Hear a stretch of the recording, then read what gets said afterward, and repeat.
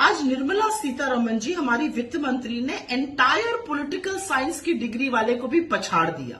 America में वित्त मंत्री बोली रुपया कमजोर नहीं हो रहा है, डॉलर मजबूत हो रहा है। अब ये कहने का क्या तात्पर्य था, ये तो स्वयं माननीय वित्त मंत्री ही समझा सकती है, लेकिन दो चार बातें यहां पर साझा करना जरूरी है।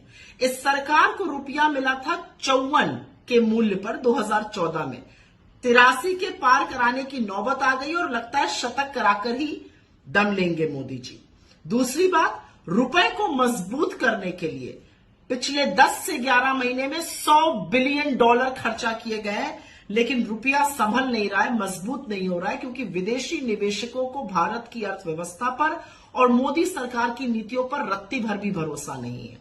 तीसरी बड़ी बात, और यह जरूरी बात है समझना, 86% भारत का ट्रेड डॉलर में होता है। तो जब रुपया कमजोर होता है और डॉलर मजबूत होता है तो उसका दुष्प्रभाव हमारी अर्थव्यवस्था पर, हमारे एक्सटर्नल ट्रेड पर, हमारे इंपोर्ट हर तरह से पड़ता है।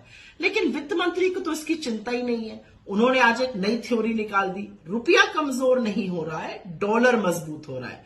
वैसे ही जैसे उनके आका ने एक बार बोला था कि सर्दी नहीं बढ़ रही है, लोगों की उम्र बढ़ गई है, वो सह नहीं पा रहे।